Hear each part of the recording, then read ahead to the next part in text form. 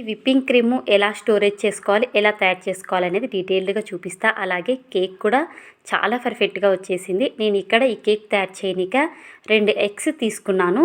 వీటిని మెండర్తోనైనా సరే, లేకపోతే మనకి చిలికేటి ఉంటాయి కదా, వాటితో నురుగ వచ్చేదాకా, ఈ కన్సిస్టెన్సీ వచ్చేదాకా మనం ఇలా తయారు చేసుకున్నామంటే కేక్ అనేది చాలా బాగా పొంగుతుంది. ఇక్కడ మెయిన్ ఇంపార్టెంట్ వచ్చేసి షుగర్ పౌడర్ తీసుకుంటున్నా. మిక్సీ పట్టి జల్లించుకున్న షుగర్ పౌడర్ని కప్పు లెవెల్కి, అంటే తలకట్టు ఇలా ఉంటే కొలత అనేది, స్వీట్నెస్ అనేది కరెక్ట్గా సరిపోతుంది. ఈ రెండింటిని కూడా బాగా ఇలా బీట్ చేసుకోవాలి ఒక 2 నిమిషాల పాటు. ఇప్పుడు వంట సోడా సేమ్ క్వాంటిటీ అనేది ఈక్వల్ ఉండాలా, ఇలా తలకట్టు మాదిరిగా ఉండాలి. బేకింగ్ సోడా అండ్ వంట సోడా 2, అలాగే సరిపడా ఆయిల్ తీసుకొని ఇలా వీటిని మొత్తం 2 నిమిషాల పాటు బాగా ఒక 2-3 నిమిషాలు బీట్ చేసుకున్న తర్వాతకి ఏ కప్పుతో అయితే షుగర్ తీసుకున్నామో లెవెల్గా అదే కప్పుతోని మైదా పిండి కూడా ఈక్వల్ లెవెల్గా తీసేసుకోవాలి. జల్లించి పెట్టుకోవాలి ఎప్పటికే కానీ, అలా డైరెక్ట్ వేసేయకూడదు. జల్లించడం వల్ల అప్పుడు కేక్ తయారు చేసేటప్పుడు పిండిని జల్లించేసుకోవాలి. ఇప్పుడు టిక్గా ఉంది కదా లిక్విడ్ అనేది, ఇంకొంచెం పాలు పోసేసుకొని మనకి ఈ కన్సిస్టెంట్ ఉంటే సరిపోతుంది. ఇప్పుడు ఇందులోకి వెనీలా ఎసెన్స్ కూడా వేసుకొని ఒక 2-3 చుక్కలు కేక్ స్మెల్ రావడం కోసం మంచిగా వెనీలా ఎసెన్స్ వేసేసుకొని బాగా ఇలా కలిపేసుకున్నాక ఒక 2-3 నిమిషాల పాటు ఇప్పుడు ఫస్ట్ స్టవ్ వెలిగించి ఒక 5 నిమిషాల పాటు కేక్ తయారు చేసే గిన్నెని బాగా హీట్ చేసేసుకోవాలి. ఇప్పుడు కేక్ ఇందులో రెడీ చేస్తున్నా కాబట్టి వీటికంతా ఆయిల్ అప్లై చేసి, శారీస్కి వస్తాయి కదా పేపర్స్, వాటిని పెట్టేసి మనకు తీసుకోవడానికి ఈజీగా ఉంటుంది. అందుకు పేపర్కి కూడా ఆయిల్ పట్టించేసుకొని ఇప్పుడు ఈ పిండిని అనేది మొత్తాన్ని ఇందులో వేసి ఇలా అనడం వల్ల బబుల్స్ అనేది వచ్చేస్తాయి. కింద ఏమన్నా బబుల్స్ ఉన్నాయంటే గిన హై మంట మీద 5 నిమిషాలు హీట్ చేసుకున్నాం కదా, ఇప్పుడు ఈ గిన్నెలోకి కేక్ గిన్నె అనేది ఇలా పెట్టేసుకోవాలి.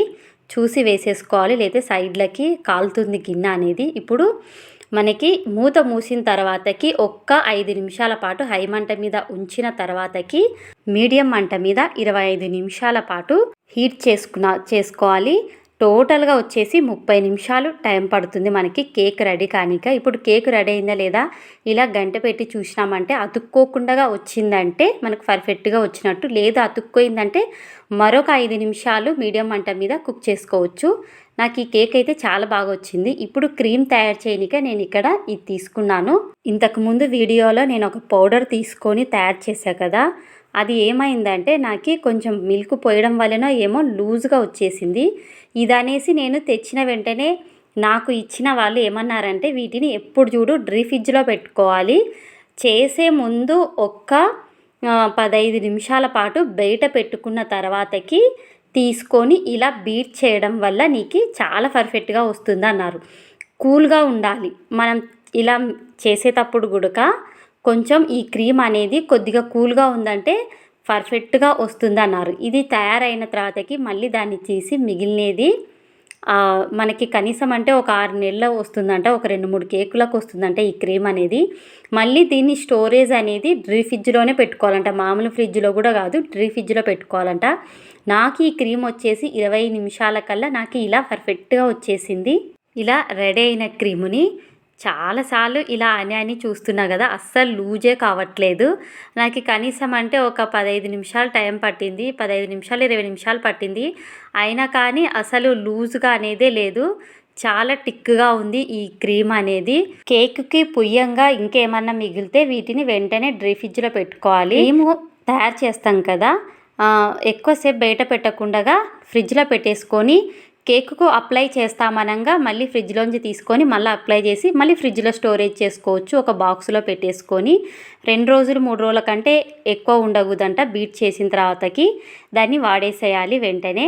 కేక్ చేయాలంటే ఎక్స్పీరియన్స్ ఉండాలండి. నాకు ఫస్ట్ టైం కాబట్టి చాలా టైం పట్టింది ఇంత రెడీ చేయనీక. ఈ రెడ్ కలర్ వచ్చేసి ఇది క్రీమ్ కాదు, జామ్ని నేను ఇలా కరిగించేసి ఒక కవర్లో వేసుకొని ఇలా చేసేసాను. ఫుడ్ కలర్స్ అలాంటివి ఏం నేను తెచ్చుకోలేదు. చాలు, ఇంట్లో చేసుకోవడానికి ఈ మాత్రం ఉంటే చాలండి. ఈ ఫ్రూటీలు వేసి డెకరేషన్ చేసేసాను. ఇంతేనండి. ఈ వీడియో మీకు నచ్చినా లేదా ఉపయోగపడినా ఒక లైక్, షేర్ అండ్ సబ్స్క్రైబ్ మా ఛానల్ని కొంచెం సపోర్ట్ చేయండి.